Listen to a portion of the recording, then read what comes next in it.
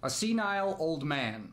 That's what Kim Yo-jong called Joe Biden. She's the sister of Kim Jong-un, the head of the Democratic People's Republic of Korea.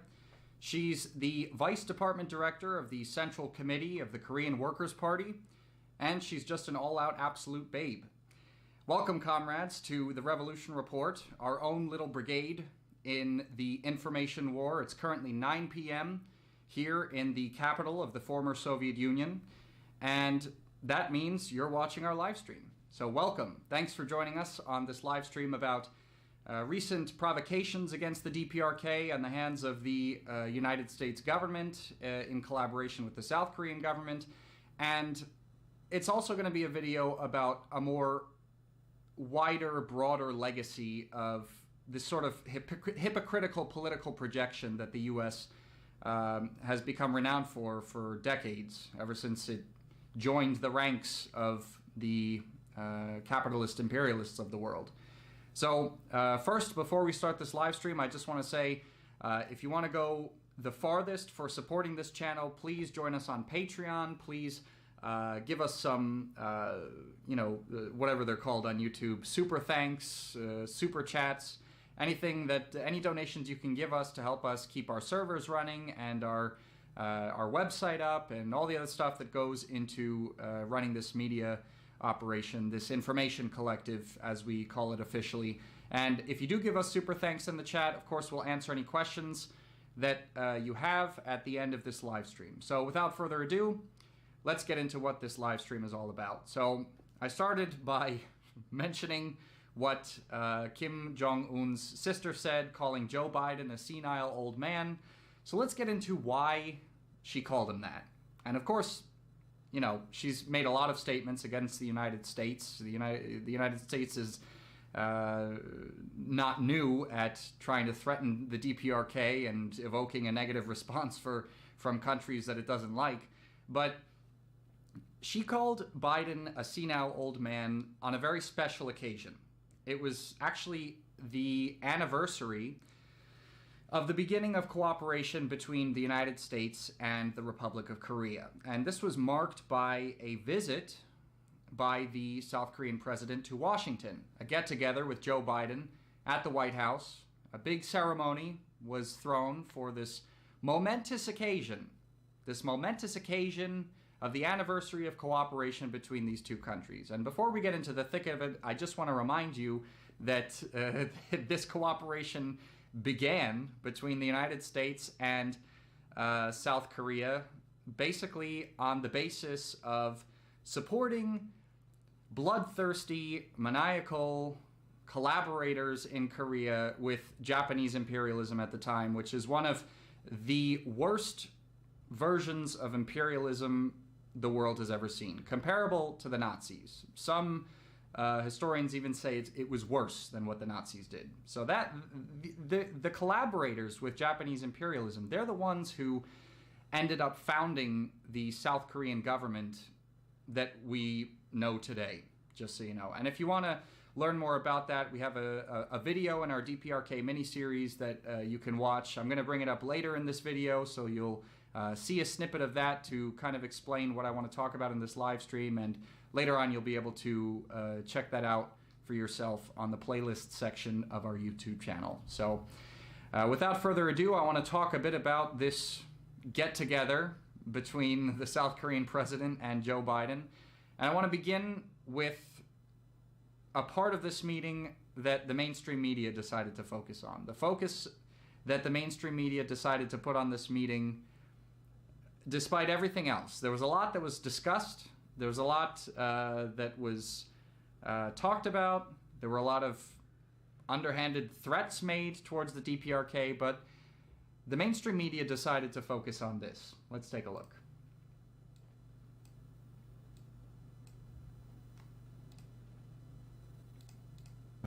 A long, long time ago,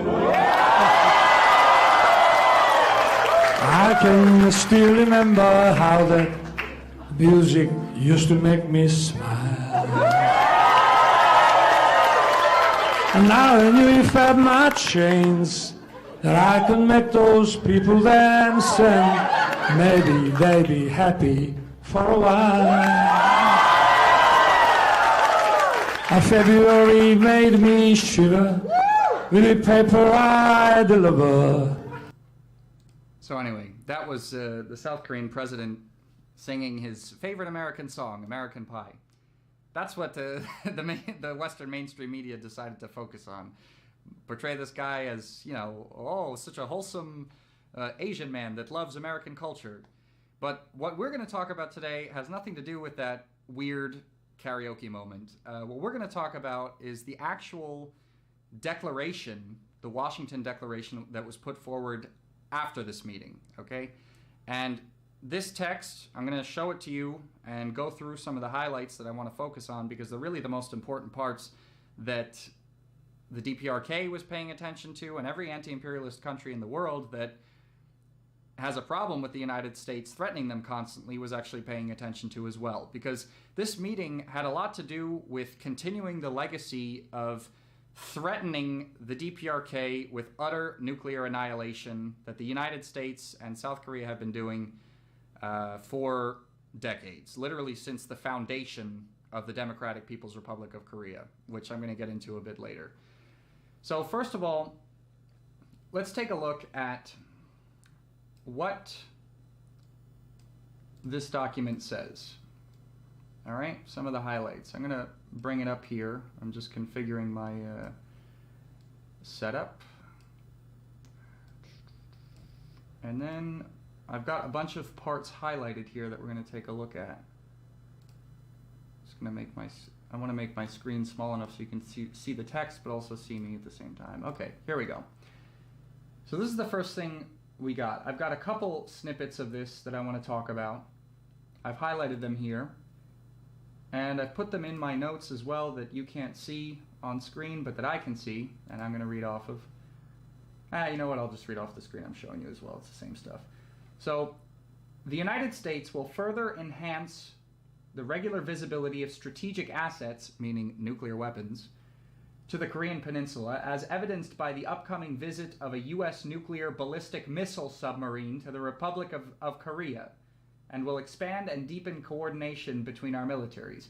So first of all, this is like a very diplomatic way of saying that we are going to make our nuclear posturing against North Korea much more aggressive, and to basically highlight this new, more aggressive stance we're going to take to, you know, begin it with a bang. We're going to move one of our nuclear submarines up right on North Korea's doorstep, which is obviously a provocation. As if the regular military exercises simulating an invasion of the Democratic People's Republic of Korea that happened like annually wasn't enough, that North Korea constantly complains about. We're going to increase our nuclear posturing against this state that also has nuclear weapons and move a nuclear submarine right up onto its borders. That's not the only thing, though. Let's take a look at this. President Yoon, who is the South Korean president, reaffirmed the Republic of Korea's long-standing commitment to its obligations under the Nuclear Non-Proliferation Treaty as the cornerstone of the global non-proliferation regime, as well as to the U.S. Republic of Korea Agreement for Cooperation Concerning Peaceful Uses of Nuclear Energy. So this Nuclear Non-Proliferation Agreement we're going to get into later. And you're going to see how it's very easy for the South Korean president to reaffirm his country's dedication to the Nuclear Non-Proliferation Agreement when it is an ally with the world's largest, most aggressive nuclear power, the only power in the world that's actually ever used nuclear weapons against another sovereign state. So we're gonna get into that a bit later. Here's another excerpt. The two presidents announced the establishment of a new consultative group to strengthen extended deterrence. In this case, the word should rather be nuclear aggression. Discuss nuclear and strategic planning and manage the threat to the non-proliferation regime posed by the Democratic People's Republic of Korea. Again, we're going to get into what exactly constitutes the alleged threat that the Democratic People's Republic of Korea is posing to the Nuclear Non-Proliferation Agreement, because we're going to look at the history of that agreement in just a second. And we're going to understand that the only people that are really posing a threat to it is the United States, with South Korea as its client state. Because again, remember, South Korea's military actually can't make any serious decisions without the okay of Washington. Essentially, Washington controls the South Korean military. It's basically an auxiliary force. And to highlight that fact, we can also look at some remarks that President Joe Biden made in connection to the Washington Declaration that we're reading right now, and in connection to the United States nuclear posture with relation to the Korean Peninsula. We're going to take a look at that now. So this is something that Joe Biden said in connection to these meetings. He said, and you know, the idea that I have absolute authority as commander-in-chief and the sole authority to use a nuclear weapon. So he's making clear here that the American commander-in-chief has the sole authority over, obviously, the use of nuclear weapons, regardless of what any of its allies say. And in this case, obviously, the ally that this statement concerns is South Korea. He says, but you know, what the declaration means is that we're going to make every effort to consult with our allies when it's appropriate, if any actions are called for. So basically, yeah, we'll ask you if we're like thinking about using nuclear weapons against another country, but we have the final say. So basically, go F yourselves. So those are excerpts from the Washington Declaration and also what Joe Biden said. I'm just going to transition back so you can see me full screen now. Yeah, so that basically set the tone for why Kim Jong-un's sister decided it was important to call Joe Biden a senile old man with no future. All right. So obviously, if you are running a country, right? Say you're in a position of power in the DPRK, and your mortal enemy is threatening to intensify and make more aggressive its nuclear posture in coordination with your other mortal enemy, whose legacy comes from collaborating with Japanese imperialism that killed millions of Koreans, repressed, had terrible repression of the people there, collaborated in human experimentation on prisoners, mainly communists that were basically the only force in Korea before the establishment of the Democratic People's Republic of Korea, that were fighting against imperialism and for liberation from Japanese colonial occupation. They're obviously going to react negatively. It's like it's really just like simple human psychology, human interaction, right? So that's why Kim Jong-un's sister reacted this way. But it's actually part of this statement about him being a senile old man. It's part of a larger statement that the DPRK came out with in response to this meeting on the anniversary of cooperation between the United States and the Republic of Korea. They actually Pyongyang came out with a very coherent, long, detailed response as to why this is totally messed up and a threat to international peace and a threat to actually the very nuclear non-proliferation agreement that the United States and South Korea are somehow claiming to be protecting. All right. So again, I'm going to show this on your screen as well because I have that opened up here. And I'm going to show you the most important part of it, basically. Obviously, if you want to read the full statement, I highly suggest it for your own research. You can look at, this is on kcna.kp. This is like a North Korean government media website. Vice Department Director of CCWPK, Kim Yo-jong, clarifies stand through KCNA, which is the, obviously, North Korean state media. This last sentence basically sums up just the common sense behind the DPRK's position. The more the enemies are dead set on staging nuclear war exercises and the more nuclear assets they deploy in the vicinity of the Korean Peninsula, the stronger the exercise of our right to self-defense will become in direct proportion to them. So the DPRK has a nuclear program for the actual deterrence that the United States claims it's providing to South Korea, right? And obviously, for anyone who doesn't understand or doesn't know that much about like the history of North Korea's stance on South Korea and everything, it would be ridiculous to suggest that North Korea would launch a nuclear weapon at South Korea. Even though the United States is constantly fear-mongering about this, South Korea is constantly fear-mongering about this, but North Korea does not even consider South Korea a separate country. It considers Korea one country. It considers, no matter how much it hates the South Korean government and those who vehemently support it in the southern part of the peninsula, they consider South Koreans Koreans, just like North Koreans. And the entire North Korean government's policy is aimed at one day reunifying the peninsula under one government. This is, there's even like a completely detailed plan on how to do that Kim Il-sung came up with in the 20th century that's still, official North Korean government policy. This is something to keep in mind. They're not going to, so really, in practice, there's really no nuclear threat from North Korea against South Korea. Is there would the North Koreans obviously launch their nuclear weapons at the United States if the United States launched their nuclear weapons at Korea first? Yeah, they've made that clear, of course, but that's the whole point of deterrence, right? And so that's the whole thing, right? The U.S. is trying to make North Korea out to look like this nuclear rogue state, like this state that wants to blow up the whole world, that's run by a maniac who is just power hungry and has all these nuclear weapons.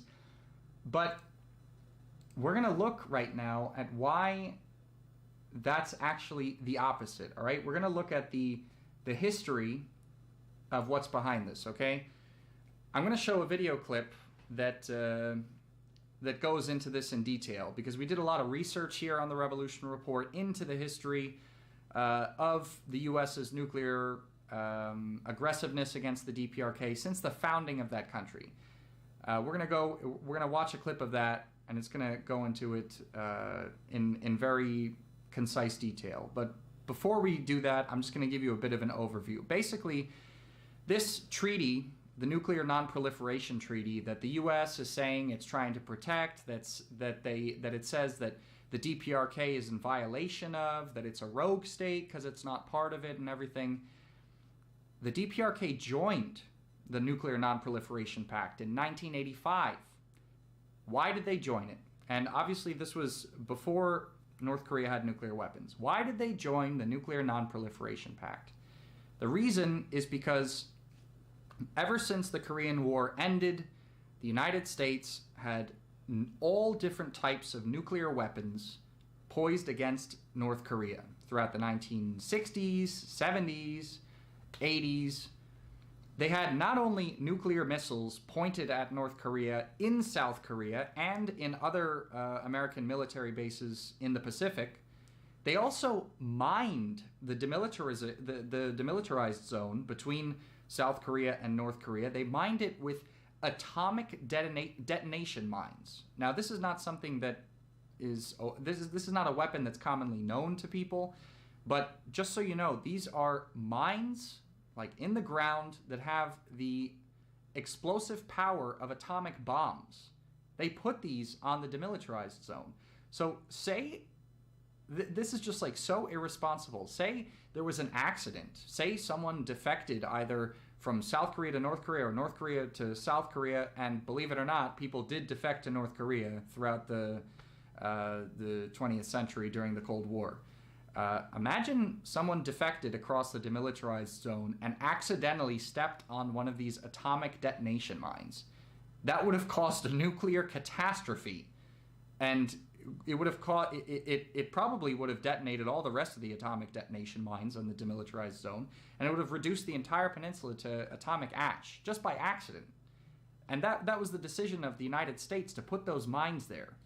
So North Korea was threatened by all of these nuclear weapons, the possibility of a nuclear accident on the demilitarized zone, and this was the prime reason it joined the Nuclear Non-Proliferation Treaty in 1985. Because what most people know about this treaty is that countries that join it are supposed to not have nuclear weapons. That's generally the understanding of this treaty.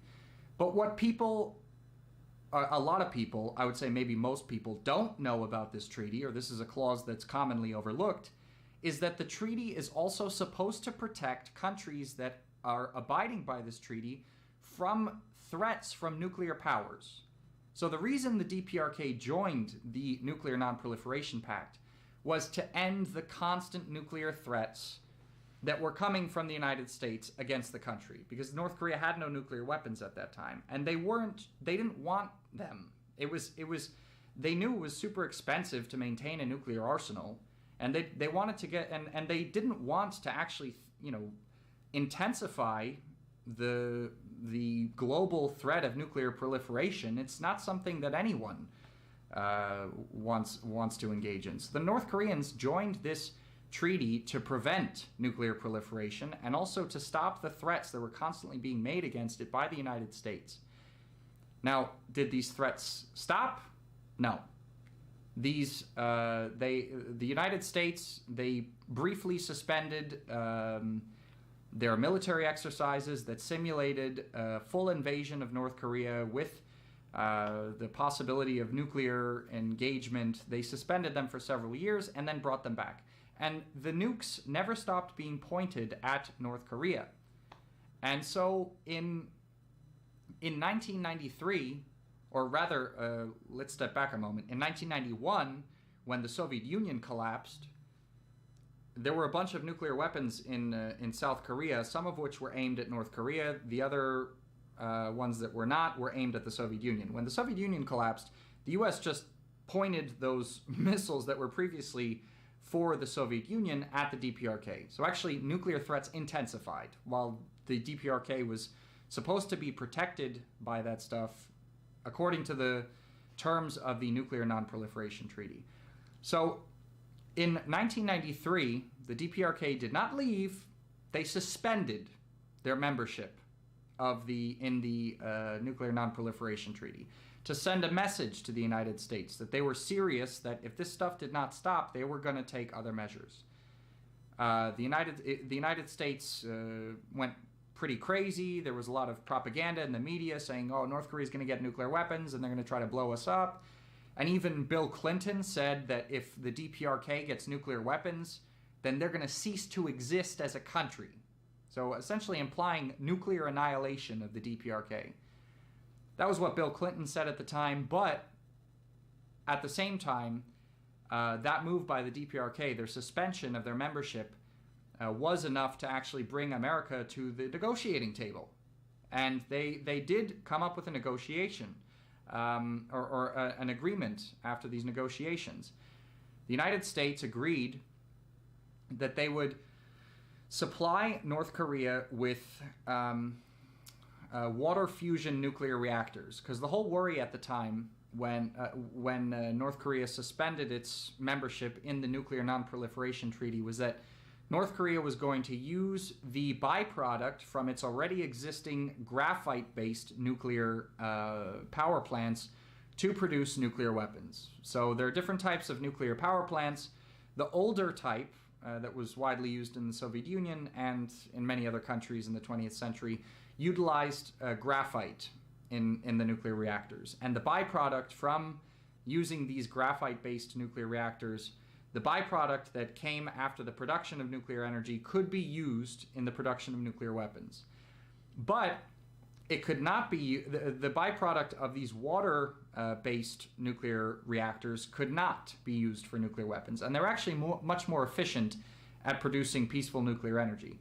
So the DPRK agreed to this, and the US agreed to this, and the DPRK fulfilled all of its obligations on its end of the bargain, and the United States did not. They did not supply those water-based nuclear reactors. They did not fulfill their part of the bargain. And already by 2003, 10 years after the DPRK suspended its membership in the Nuclear Non-Proliferation Treaty, that's finally when North Korea said, okay, we've had enough of these empty promises that aren't being fulfilled. We are going to pursue a nuclear program, a nuclear weapons program, because deterrence is the only way we're actually going to be able to protect ourselves. It's the only way. They tried talking for literally decades. And then, even later on, when Donald Trump came to power and he was having these talks with Kim Jong-un, which people in North Korea really had hope in. They hailed these talks as finally a potential end to them having to upkeep this nuclear arsenal, a potential path to denuclearization of the Korean Peninsula, which North Korea to this day stands behind. They want to denuclearize the peninsula, but they don't want to do that if they're going to be defenseless. Obviously, I mean, you'd have to be an idiot to be in North Korea's position and denuclearize according to the terms that the U.S. has given them over these many decades. It's just absurd, especially when at the time, I don't know if you guys remember, John Bolton went on TV and said that they have the Libya model in mind for these talks with North Korea. The Libya model, which ended up with the brutal murder of Muammar Gaddafi, the overthrow of the government, and a state of anarchy that continues to this day, a state of anarchy and civil war that continues to this day. So that, really, the history of the U.S. threatening the DPRK, not fulfilling its obligations to its agreements with the DPRK, the U.S. not abiding by the rules of the Nuclear Non-Proliferation Pact, that is what constitutes the actual hypocrisy and the actual threat to nuclear deterrence that the U.S. has posed throughout this entire time. So what I'm going to do now is, like I said before, I'm going to show you this clip from episode 2 of our DPRK miniseries. It's called "Why is North Korea a nuclear armed fortress state?" And you can check that out on our video after this live stream. It's going to explain in more detail than I just explained the whole situation there leading up to today. So let's take a look. In 1958, in violation of the terms of the armistice, the U.S. placed nuclear-tipped missiles with a range of over 1,000 kilometers in South Korea, aimed at the USSR, China, and the DPRK. Nuclear demolition mines were later installed across the DMZ, each with the explosive force of the atom bomb dropped on Hiroshima. Equally as provocative were the annual U.S.-led Team Spirit joint military exercises, which simulated invading the North under the cover of tactical nuclear strikes. In a very peaceful manner of retaliation, the DPRK became a signatory of the Nuclear Non-Proliferation Pact in 1985. On the one hand, it prevented Pyongyang from developing nuclear weapons, but on the other, it was supposed to shield the DPRK from threats by nuclear-armed powers like the United States. The threats did not cease. In fact, they intensified. After agreeing to suspend Team Spirit in 1992, a year later they resumed them. U.S. Strategic Command then retargeted nuclear missiles previously aimed at the USSR at the DPRK. With the collapse of the USSR in 1991, North Korea lost its strongest ally and most important trade partner. All of the sudden, they found themselves with even more crosshairs trained on them. At this point, Pyongyang had had enough, and declared it was pulling out of the Non-Proliferation Treaty, which was once again met by threats from former U.S. President Bill Clinton, who said if North Korea got a nuclear weapon, it would mean the end of the country as we know it. That move was enough to scare Washington into offering high-level talks, though, so North Korea accepted their invitation and suspended its withdrawal. Throughout these talks in 1993, the mainstream media constantly broadcasted hysterical stories accusing the DPRK of trying to nuke the U.S., when it was literally the North trying to protect itself from nuclear threats coming from the world's strongest nuclear empire. The DPRK's demands were very simple. You don't like the graphite nuclear reactors we use that can produce materials for nuclear weapons? Well, give us light water reactors that can't produce those materials. Give us a promise that you won't attack us or nuke us. Stop the military exercises on our border and normalize relations with us. The US agreed. In return, Pyongyang was to shut down its graphite reactors and resume inspections mandated under the Nuclear Non-Proliferation Treaty. And that's what they did. On the other hand, Washington did nothing to fulfill its obligations. The threats continued. The simulations of nuclear strikes against the North continued. And the light water reactors were never delivered.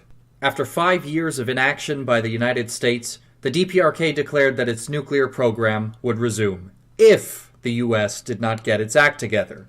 Still, Washington was able to string them along without fulfilling any of its obligations and calling them part of an axis of evil until 2003.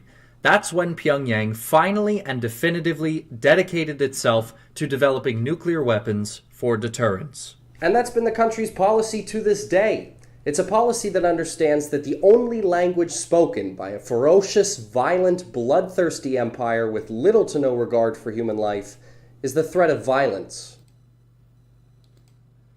So yeah, that's an excerpt from our episode 2 of the DPRK miniseries. I highly suggest watching all of them. We put a lot of cool work into it. We included even authentic footage from North Korean films that describe the history of the country. We did a lot of research into telling you the story of how the leadership of North Korea came to power there and the struggle they had to fight after that against imperialism. It's just a never-ending struggle against imperialism. Their modern history that basically describes their entire modern history.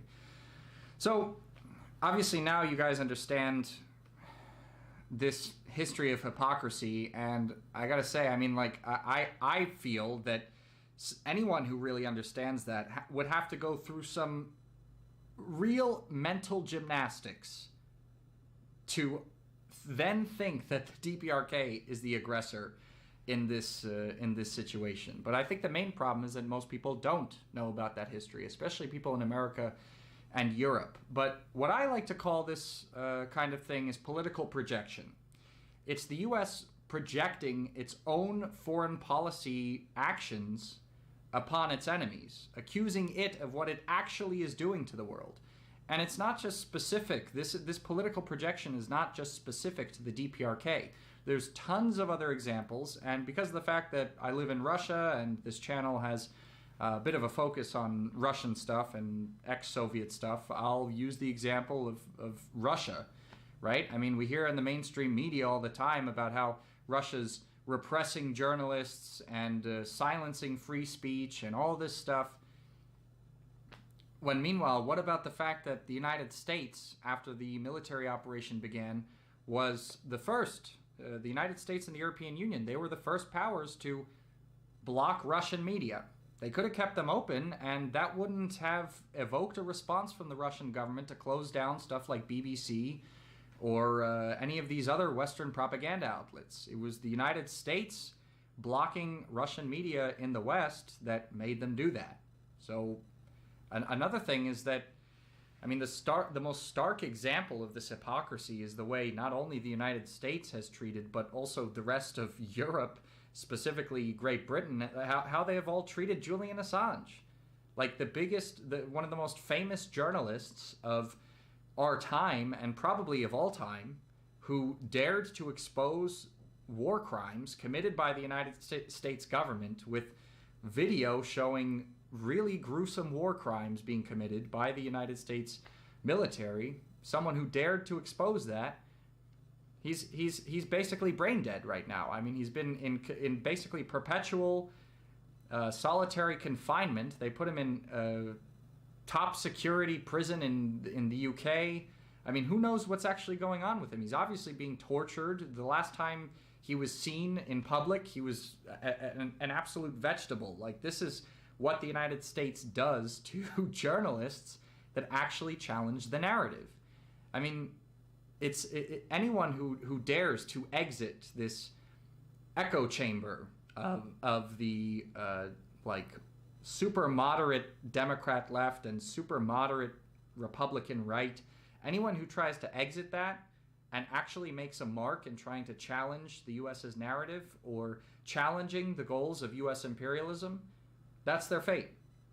That's not really democracy. That's authoritarianism. I mean, that's and you can watch our other live streams as well that we've done recently about what the US government is doing to organizations like the Uhuru movement, a black liberation organization that dared to take pro-Russian positions. Now the Department of Justice is indicting them for launching a Russian propaganda campaign trying to undermine the principles of American democracy and freedom of speech. It sounds like so authoritarian and fascist. And this is the country that criticizes other countries of violating media freedoms. And this is the country that criticizes other countries for being nuclear rogue states, you know? I mean, what we really have to understand, especially, you know, on this channel, we look at this stuff from a Marxist-Leninist perspective, right? We look at this stuff from a class perspective. We look at the states that are actually engaging in whatever, censorship or repression, because all states do this. Let's be honest. All states engage in some degree of repression, some degree of censorship, but we have to understand why. What is the reason behind it? What is the class angle behind why one given state is engaging in some sort of repression against, you know, another party? We have to understand that. And obviously, in the United States, this repression takes place because because people are actually trying to challenge the narrative that is being put forward by Western finance capital imperialism, whose goal is the maximization of profit for Western corporations, for the largest corporate monopolies of the Western world that are hell-bent on maximizing profit at any cost, and they have become so big and so efficient at doing that the only way they can actually significantly increase their profits at this point is war and plunder and pillage. Now, we could look at some examples, you know, in Russia, when so-called journalists have been, you could say, repressed by the government, like this guy who was, I think it was a Washington Post journalist who was arrested in Russia, who the FSB caught trying to steal state secrets from the Ministry of Defense during a time of war with NATO. So you can look at that from a Marxist-Leninist perspective and understand that this country, Russia, that's fighting an anti-imperialist war against NATO through, obviously, the proxy war that the United States orchestrated in Ukraine, you can see that this government was under attack by a so-called journalist, which obviously the CIA, FBI, Western governments use people that call themselves journalists all the time for espionage operations. This government was under threat by this guy who was trying to steal state secrets, and he got caught. The FSB caught him. That's obviously different from the way the American government decided to repress Julian Assange. We have Julian Assange, who tried to expose war crimes committed by the US government that they wanted to hide. And we have another guy who's obviously serving the US's foreign policy agenda, trying to steal or, I guess, expose military technology secrets of the Russian government. Two, like apples and oranges, two completely different situations. Although it's both the state taking repressive action against, you know, someone who's calling themselves a journalist, it's a completely different situation. And Marxist-Leninists understand that when they analyze events like this from a class perspective, understanding that we are now living in the highest stage of capitalism, imperialism. So that's just one example of that. I mean, there's plenty more. There's plenty other examples we can go into from a left critique perspective of stuff like this. But that's the biggest one, I think, that's going to be most relevant to our viewers and anyone watching who's not a regular viewer. But essentially, that's all I wanted to talk about on this live stream regarding the political projection of the United States on its enemies, the sort of hypocrisy that the U.S. has taken with regard to the DPRK and the rest of the world, to be honest, the rest of the world that doesn't agree with the United States foreign policy agenda. And before we end this live stream, I'd like once again to very humbly ask for your monetary support, your super thanks, super chats, to help us keep this operation running, because we don't get that many donations. To be honest, the most of this operation is funded out of my own pocket. We have expenses in connection to projects that we do in terms of traveling costs and everything. We have to pay for the servers to keep up the website, and we also pay for graphic design work, and et cetera, et cetera, et cetera. We're also going to have a new website soon. We're going to have some new branding. That also we've been putting money into. So all of your donations go a really long way. We really appreciate them in advance. But aside from that, I wanted to address something I saw in the chat about these drones, just because it's a very recent thing that happened today in Moscow. For those of you watching who don't know, I'm based in Moscow. I'm an American who lives and works in Moscow, and we have this information collective that has people from all over the world, but it's obviously aimed at an American audience.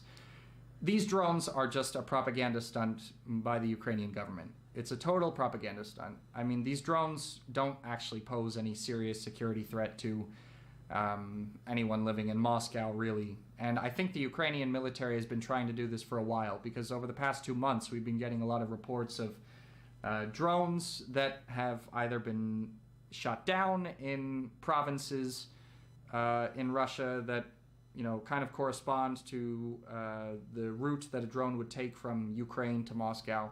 Some of them have been dropping because they've been running out of fuel. A lot of them have been launched. I think a lot of attempts have been made to do this, and finally one actually made it. But I don't think another is going to make it, because also we have to understand that they've been taking advantage of the fact that drones have not been banned in Moscow or in pretty much anywhere else in Russia. But after this happened, the Moscow city government, and at least the city government of at least one Moscow suburb, I just read, they have banned flying drones altogether. So I think if there are any other drones that end up flying around here, they're just going to get taken down, either with electronic warfare or maybe some anti-air installations, because they do have them in Moscow. But yeah, I'll end with that it doesn't pose any serious danger to the people in Moscow or anything, really. It's just a propaganda stunt from Kiev to try and make Russians feel unsafe. Same thing with these these cowardly terrorist attacks they carry out in different places in Russia. So on that note, comrades, thank you all for watching our live stream about this U.S. hypocrisy, this political projection, and the fact that the DPRK really is on the right side of history when it comes to the Nuclear Non-Proliferation Pact and all this nonsense with U.S., South Korean posturing against them. But anyway, thank you again. Thank you all, comrades, for watching The Revolution Report. Make sure to follow us on Telegram. We have a Telegram channel. Make sure to check out our website, the-revolution-report.com. Make sure to check us out on Twitter. We also have a Twitter. We're on pretty much every social media platform. So once again, thank you, comrades, for watching. Workers of the world unite, and we'll see you in the next live stream or video.